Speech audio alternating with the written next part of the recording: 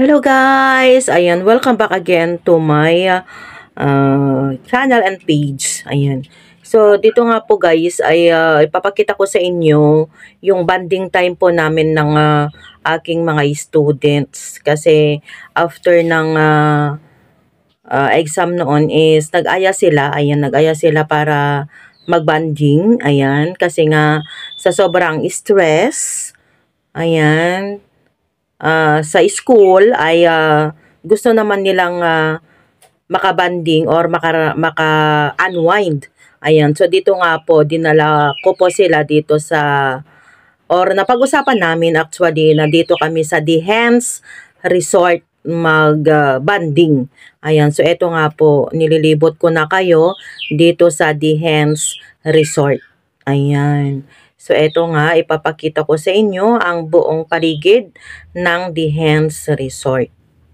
So, eto, actually, maraming mga cottages, iba't ibang klase ng cottages. May mga maluluwang, may mga kubo. Ayan, so yan yung mga kubo style ng cottage ng Dehance. Ayan, yan yung aking kasama noon na teacher din. Ayan, so sinundo ko siya. Then, yan yung mga pool. Actually, marami din silang pool.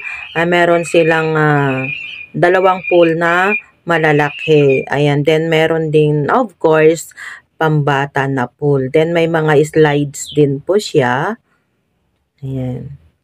So, ayan nga po. Ang dami-dami. Actually, ang daming mga tao dito na pumupunta or dumadayo dito. So, ayan na nga yung aking mga students. Ayan na pilit na inaya ako. Actually, hindi sana ako sasama pero syempre, as their mother, ayan, second mother in school, kailangan din ng banding, kailangan ko din silang gabayan. Kasi ayaw ko din naman silang iwan na sila-sila lang. Mas maganda rin na andito ako bilang teacher nila na kasama nila. Ayan, para makita ko kung ano yung kanilang gagawin at para maging safe din sila. And sa awa ng Diyos ay nairaos din naman namin ang banding time na safe.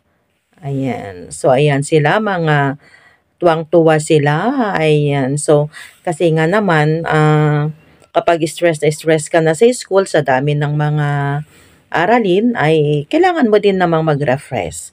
Ayan, at dito nga sa Dehance Resort namin naisip na pupunta. Ayan. So, meron din siyang parang falls, di ba?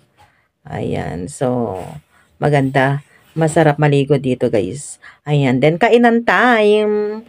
Ayan, kakain na tayo. Actually, hindi lang naman ako ang adult dito. Ayan, kasama ko yung isang teacher and then, of course, yung kanyang boyfriend.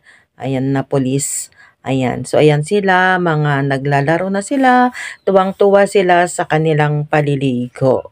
Ayan. Kasi guys, bilang isang teacher, kailangan din nating makibanding sa mga estudyante natin. O, tingnan ninyo, di ba? Ang ganda-ganda ng pool.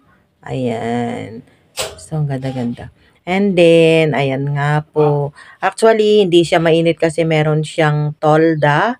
Ayan, meron siyang tent. Ayan. Kaya hindi mainit kasi meron siyang silong. Ayan, kung makikita ninyo. Kaya, okay na okay maligo. Ayan. Tapos, ayan, doon sa taas, ayan, so makikita mo din yung view, makikita mo din yung mga kubo doon. Ayan. So, meron, makikita mo, ang dami-daming, makikita po natin, ang dami-daming mga naliligo.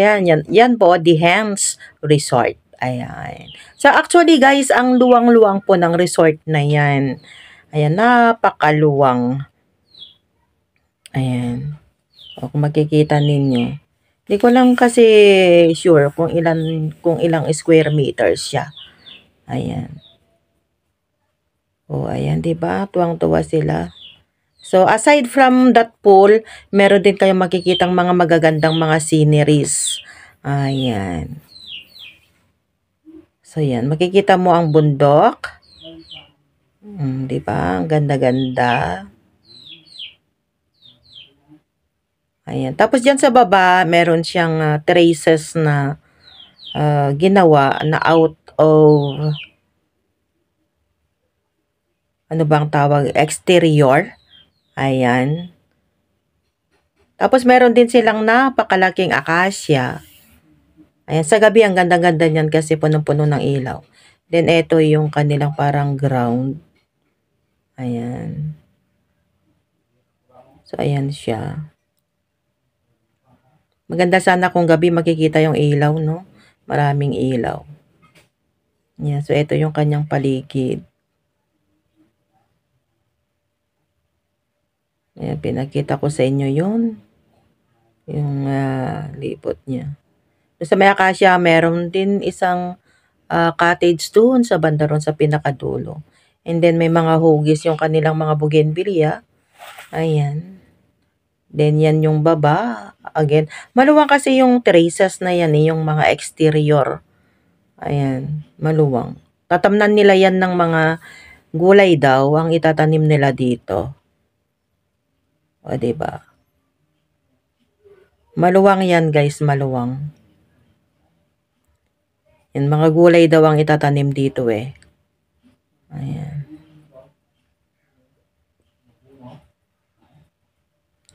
So, habang naliligo yung mga kasama ko, habang kumakain, ganun, naglibot-libot muna ako. And then, dito meron din siyang tree house. Meron din silang tree house. Ayan. So, dito sa tree house, makikita tong mga to. Ang buong resort. Ayan. So, dito aakyat tayo. Para makapunta tayo sa tree house. Ayan na siya. O, diba? So, dito naman, makikita yung buong baba. Yung entrance ng resort. Tapos, gilid lang yan, highway siya, guys. Kaya madaling hanapin lang kasi highway. Gilid lang ng daan. Ang resort. Ayan.